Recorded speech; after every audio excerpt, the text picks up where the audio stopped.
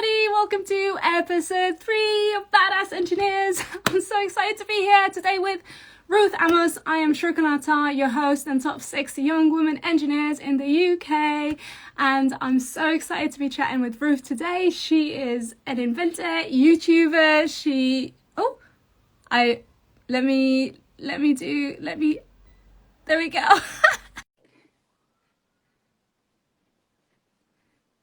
Okay, I've just accepted Ruth Amos's request to join. Hey! Hello! How are you? I'm good. How are you? I'm good. I'm very Look how Christmassy Christmassy you are. I love it. That's How are you? amazing. How was your day? Good. You're in your workshop. And it's kind of watertight. Yes! Nice. So I don't know if you know how this program works, but there are questions here and we have 20 minutes to answer them. Are you ready for that? I'm ready. I'm ready. Do you want to first start off by introducing yourself to everybody who's watching us? Okay, hello. My name's Ruth and I am an inventor and engineer, and I invented a product called the Stair Steady when I was at school, which is a specialist handrail that helps people go up and down their own stairs and keeps them safe. And then I also co-run something called Kids Invent Stuff, which is a YouTube channel that builds kids invention ideas. Each month, me and my friend Sean bring to life a different kid's invention. They submit their ideas through our website as pictures or videos, and we bring them to life. And then, yeah, I've done other amazing pieces. But yes, so we build all sorts of cool inventions. How many views have you got inventions. on that channel, please? Thank you. Maybe over 1 million. Over 1 million. And you've just done a project with Professor Brian Cox as well. I saw that. Yeah, so I hosted a science event for schools. So it was a streamed event. I got to interview Brian Cox and loads of other people like Raoul from Bake Off and Susie from the BBC programme The Astronauts. It was an incredible event. So yeah, lots of fun. What was that like? I mean, I guess you've done that sort of thing loads of times before. So maybe it was normal for you? It was different because it was obviously like online and digital. Yeah. So that was very exciting. We had the odd technical difficulty, but it was really good fun. And it was nice to it felt a little bit normal in a world of madness. So that was really nice. That is really sweet. I'm so excited to be speaking to you today, not just because of all the amazing things you're doing, but because this is kind of the first officially sponsored episode by RS Grassroots Education. So hello, welcome to my officially sponsored episode. It's like a proper thing. It's so exciting. All right, let's go through some questions. The theme tune of this show changes every 2 minutes. Okay, let's see what this one says. This says, I love your work in Kids Invent Stuff and you inspired me to become a YouTuber. Is it difficult? What advice would you have for the person starting out in YouTube? YouTube is a weird place. It's wonderful. I love your mug. I have that mug in the workshop. I actually saw a picture of it and I was like, great minds think alike. Yeah, well, we actually spent some of our AdSense money, which is very little. You don't earn that much until you get really, really big views on some mugs. So, really? Priorities, people. Yeah, YouTube, it's an interesting one because there's so much content and I think so often people expect to go in there and get loads of views and actually that's really hard. And I think, keep producing like the best content you can with the kit you've got. Focus on things like your sound. So sound's really important. People can be a lot more forgiving of like a dodgy shot if it's got good sound. We've made the mistake so sound over video on YouTube. Sound's really important. If you've got really bad sound, people will switch off because Sean and I have had issues where we've had mics fail on us and we've had to do our best and it's always sound. Like people will put up with a shaky video or a bit grainy if they can hear properly. So good sound. How long did it take you to get to that place where I mean, even now sometimes we do things and we're like, oh no, the sound wasn't great on that, or that didn't work. And I think so often people see a video that's a few minutes long, or they see even something on Instagram and they think like, oh, that looks either so easy to do or that must have been really quick. And that's like 5 days worth of work. So I think people, you know, you've got to put time and effort into it to make a good product. But yeah, don't get disheartened by not feeling like you've got loads of subscribers or views. Like, it's quality over quantity. You're building a community. Get involved, find other people, find your people on YouTube. We do quite a few finding collabs. your niche, isn't it? Because like I've read that you can have, you know, millions of views, but it's in something that's kind of oversubscribed, and then maybe you have a few thousand views in engineering and you've actually got a sponsor that's making you kind of make more money that way than the other person. Is that Exactly. right? Yeah, like if you've got a niche, so if you're doing something that's really a crowded market, so for example, like beauty is like, there's loads of people out there putting loads of videos out there. Whereas if you're doing something that is more niche, you are more likely to find someone that will sponsor that content because they know your audience is their target market, if that makes sense. Yeah. So yeah, and it's that constant thing of like, why would someone want to watch this video? What's that? Because it is entertainment. Is, you know, is it informative? Is it entertainment? Like, what's that angle? Why do people want to watch your content? Yeah, that's sounds difficult. It sounds really hard. Well, I think it's more just doing it and learning. I think so often people say, oh, this isn't good enough, or I'm only going to put this content out if it does this, that, or the other. Whereas just do it, put it out there. You will soon learn what works and what doesn't. Yeah. Exciting. All right, let's go for another question. What is the most difficult point of your career in engineering? Oh. I think a few years ago, before I started Kids Invent Stuff, I had a few years where I wasn't really sure what I wanted to do. So I had certain thoughts and ideas around some of the work that made me happy, but I wasn't necessarily doing lots of that work. And I had like a bit of a wobble where I wasn't sure if I was doing the right thing. And I had all these different parts and different projects and businesses and things that I did, but I still kind of felt like I was missing something. Yeah. And that was really tough because part of me was like, do I just walk away? I wasn't actually making as much at the time. So do you think the making has come a bit kind of not that long ago, and before that, but you invented those stairs? Yeah, so I invented when I don't know, like when you're designing, product design is different to actually making a physical thing. So I was making stuff, but not to the degree and with all the different materials that I am now. So I think kind of finding that aspect and being a bit braver, but with making bigger things. Like going for it. I've seen how big or go home. Stuff you've made. Exactly, go big or go home. Huge. Well, this is it. I think that kind of, that was something that I was missing, but I didn't realize that at the time. So yeah, it wasn't necessarily a hard choice in the sense of like, leave your job or whatever. I just knew I wasn't fulfilled. I didn't feel totally happy, and it's taken, I think Kids Invent Stuff has been a real kind of, I think I was kind of doing too much, and I just really stopped and was like, actually, what do I want to do? What makes me happy? Yeah. Do you think, because I do feel like I do too much, but I feel like I can kind of use that and pick the right stuff out of everything. I don't know if you found that yourself. Or I think I was just doing lots of different things, and I found once I had that thing that underpinned it all, once I had that kind of like keystone thing, everything else kind of slotted into place, and it was easier to say yes or no to things because they fitted in those bits, if that makes sense. Whereas before I was kind of, I didn't really have an aim or a goal. I didn't really see everything going anywhere, if that makes sense. Yeah, that makes a lot of sense. Cool. Are you ready for more mystery questions? Oh, it's like literally the suspense of like what's going to come out of that. Which questions are going to be? What do you want to ask Ruth Amos? Okay. Has anybody dismissed your engineering skills before because of your gender?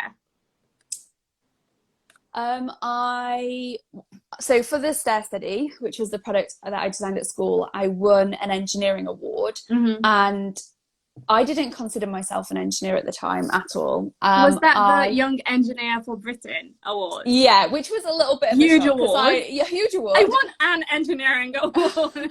Did not really consider myself an engineer at the time. Didn't realize, should I say? I didn't realize I was an engineer. Yeah. And so at that point, I'd won the award and I got put to do loads of like press and media. And one of them was an interview on Radio 5 Live in the morning. And this studio full of men, essentially, I was 16 at the time. And one of the questions was like, so you don't look like you should be an engineer. You look like you should be in media. Oh my God. And I was like, oh, it was literally the first time that radio station. I've got the interview somewhere. Yeah. Literally the fact that it was the first time that I'd ever been told that I couldn't, or that someone felt that I shouldn't be doing what I was doing because I was a woman. And up to that point, I was like, well, it doesn't matter whether I love being a woman. It's great. Yeah. And then I suddenly was like, oh, okay. So, yeah, I think as well that sometimes there are kind of misconceptions around if I'm with people and people will talk to the men rather than to me. I'm like, I'm leading that project. Do you know that? So yeah, I think there have been a few, but that was particularly like the first one that was like, oh, okay, this is interesting. Never had this before. I remember last year, actually, I was wearing a beautiful, colourful dress that I was going through the airport, and one of the people who was helping me buy something was like, oh, what do you do? And I was like, I'm an engineer. And she was just not believe it. She was like, oh, you're too colourful to be an engineer. And I'm like, what do you think engineers look like? Why is there a thing called too colourful to be an engineer? What is that? So yeah, I completely relate. And there's things like, so I have kind of started it's kind of a campaign called Girls with Drills. I saw it, love it. Yeah, we ended up selling like jumpers and tops that say #Girls with Drills.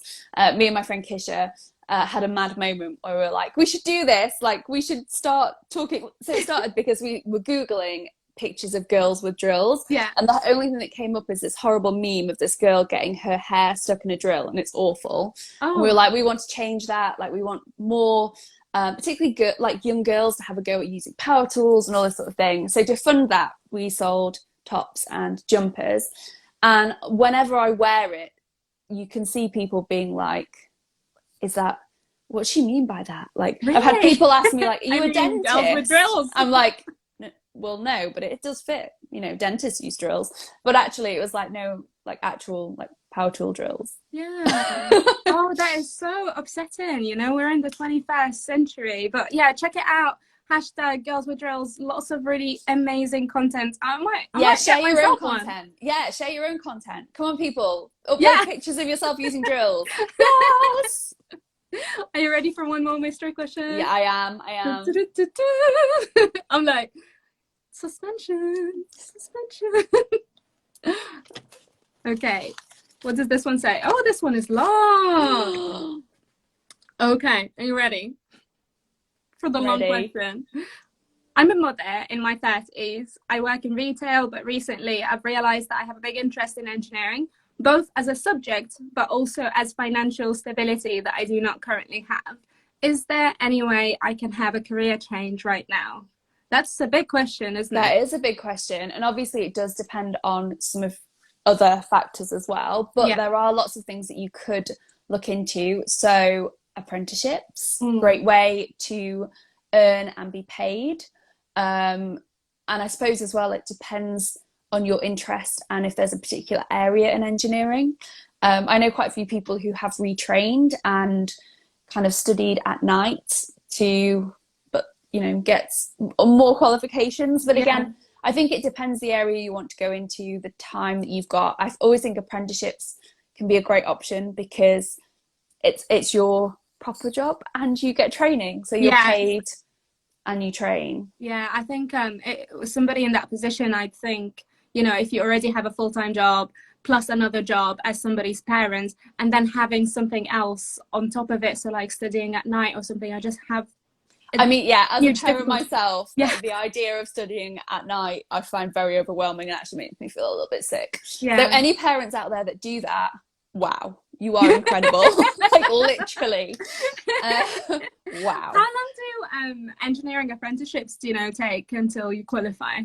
Yeah, it kind of depends. It depends on the qualification, and it depends how quickly you work through, like they're assessed and things like that. So you can, some are 2 years, some are kind Some of are 2 years. Oh, that's amazing. and some are In my longer. head, I thought they're Yeah. all 5 years, which is Well, kind of. it depends what qualification you're going for and in what area it is, if that makes sense. Yeah. Obviously, some subjects you do need 5 years, and also as well, sometimes you can continue that. So you could maybe do an MVQ like level 3 or level 2, depending what it was, and then you could then go on potentially to do a degree if the company does that as well. They might even pay for a degree. So I think it depends. If you look on the government's apprenticeship stuff, which I haven't got on the top of my head, but I will put somewhere, then you can have a look and see kind of what apprenticeships are available. But they tend to do an intake, I think, twice a year.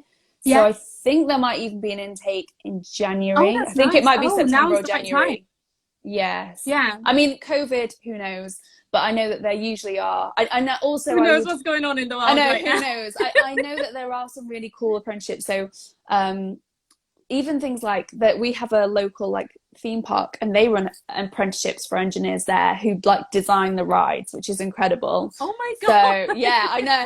Oh my god, that's amazing! I want that job. And so, do you know how much they start on normally, apprenticeships, engineering apprenticeships? It depends on the company. Yeah, I would definitely just have a look around and see like what sort of area interests you, what sort of companies. I'm interested in making the rides. That's what I'm gonna go and do next, I think. You're like, I'm sorted. This is my new career path. I'm making theme park rides. Yeah, I think definitely an option. I can't believe the time, but how about one more question? Yeah, let's do one more. This is really interesting. Yeah, let's do one more. I'm all for if you're okay with it. All right. Yeah. One last mystery question, everybody. Oh, there's so many in my hands. Which one? Okay, I'll take this one. Is it a good one? Right. Is it a good one? If you could give one piece of advice to a budding engineer, what would it be? Thank you in advance. Budding engineer. Ooh, that's a good question. So engineering is obviously just involved in everything. So many different areas of engineering. I would try lots of things to find that place that sparks your joy and happiness and you're passionate about, because the great thing about engineering is there are lots of opportunities. We need loads of engineers. There's a real chance to make a difference and to have a really fulfilling job if you find the area that you really enjoy. And to do that, you just need to try lots of things. So depending what, at what point in your engineering career you are, if you're at university, try loads of, if you can work in the summer, year in industry, all those sorts of things, to try different placements and to try working different places. And again, if not, try the short-term contract thing, try working in different places just to get a feel of the sort of area you want to be in. And if you're right at the beginning of that journey and you're looking at like university courses, try and find courses where they do lots of different types of engineering if you don't already know what the area is that kind of sparks your joy. Yourself, I think, from the start. So I remember thinking, oh, do I want to do electronics or robotics? And I'm so glad I did electronics, because in my third year I could have specialized in robotics if I wanted to. But had I started from the start, I feel like there's a bit less room to move. Exactly. So think about kind of keeping your options open, but finding that thing that really interests you. And also the stuff you can do out of your learning environment, whatever that might be. So, there's loads of great making communities, electronic community, places where people, competitions where people can have a go at programming things. So there's loads of different opportunities to find that thing that really you're passionate about, because I think that's so important in having a fulfilling career in engineering is finding that thing that really makes you happy. Yeah, I can't say it better. Thank you so much, Ruth Amos. Please check out her stuff, check out her channel with Sean, Kids Invent Stuff. And thank you, RS Grassroots, for sponsoring Badass Engineers. And I'll see you later. Bye bye. Thank you. Bye.